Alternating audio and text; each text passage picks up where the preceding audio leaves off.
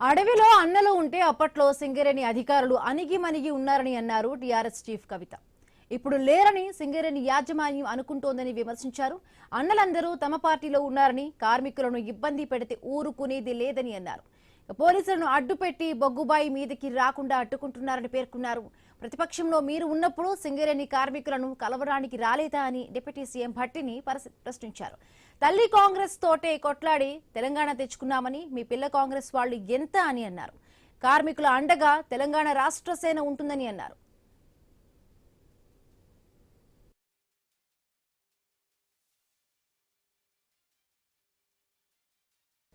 TRS chief Kalvakuntla Kavitha Singareni ప్రాంత ప్రజలు కార్మికులను చేరువయ్యేందుకు బాయిబాట కార్యక్రమాన్ని చేపట్టింది. అందులో భాగంగా మంచిర్యాలలో పర్యటిస్తూ ఉన్నారు.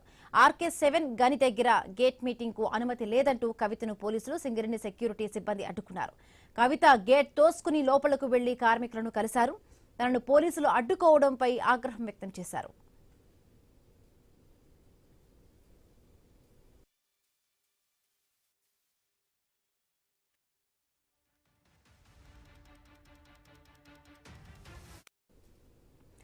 అడవిలో అన్నలు ఉంటే అప్పట్లో సింగరేణి అధికారులు అణిగిమణిగి ఉన్నారని అన్నారు టీఆర్ఎస్ చీఫ్ కవిత. ఇప్పుడు లేరని సింగరేణి యాజమాన్యం అడ్డుకుంటోందని విమర్శించారు. అన్నలందరూ తమ పార్టీలో ఉన్నారని, కార్మికులను ఇబ్బంది పెడితే ఊరుకునేది లేదని తెలిపారు. పోలీసులను అడ్డుపెట్టి బొగ్గుబాయి మీదకి రాకుండా అడ్డుకుంటున్నారని పేర్కొన్నారు.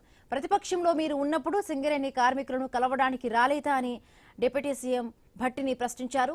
తల్లి కాంగ్రెస్ తోటే కొట్లాడి తెలంగాణ తెచ్చుకున్నామని, మీ పిల్ల కాంగ్రెస్ వాళ్ళు ఎంత అని అన్నారు. కార్మికులకు అండగా తెలంగాణ రాష్ట్ర సేన ఉంటుందని తెలిపారు. మీరు ప్రతిపక్షంలో ఉన్నప్పుడు మీరు వచ్చి మీటింగ్లు పెట్టలేదా మైండ్ మీద? బట్టి గారు వచ్చి మీటింగ్లు పెట్టలేదా మైండ్ మీద? అవన్నీ ఎందుకు? రాహుల్ గాంధీ గారు వచ్చి మీటింగ్ పెట్టలేదా మైండ్ మీద? డెఫినెట్ గా వస్తారు. ప్రజాప్రతినిధులు అన్నప్పుడు కార్మికులతో ఇంటరాక్ట్ అవ్వడానికి వస్తారు. పని చేసేటటువంటి ప్రదేశంలో ఫెసిలిటీస్ ఎట్లున్నాయో చూడడానికి వస్తారు. మేము ఓన్లీ ఢిల్లీలో కూర్చొని, హైదరాబాద్ లో కూర్చొని చట్టాలు చేస్తే కాదు కదా, ఇక్కడికి వచ్చి చూడాలి. మీ బాధ అర్థం కావాలి. అర్థమైతేనే రేపటి నాడు అది చట్టంగా మారుతుంది, రూల్ గా మారుతుంది, మీకు హెల్ప్ అయ్యే అవకాశం ఉంటుంది. మరి ప్రతిపక్షాలు చూస్తామంటే పోలీసు వాళ్ళని పెట్టుకొని ఎన్ని రోజులు ఉంటారు అధికారంలో? మీ తల్లి కాంగ్రెస్ తోనే కొట్లాడి తెలంగాణ తెచ్చుకున్నాం. ఈ పిల్ల కాంగ్రెస్ తో కొట్లాడడం పెద్ద విషయం కాదు. అడవిలో అన్నలు లేరేమో, ఆ అన్నలంతా ఇవాళ మా పార్టీలో ఉన్నారు, టీఆర్ఎస్ పార్టీలో ఉన్నారు.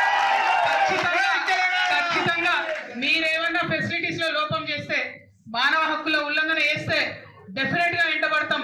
డెఫినెట్ గా మిమ్మల్ని మామూలుగా కాదు ఏదో బెదిరిస్తున్నా అనుకోవద్దు, బరాబర్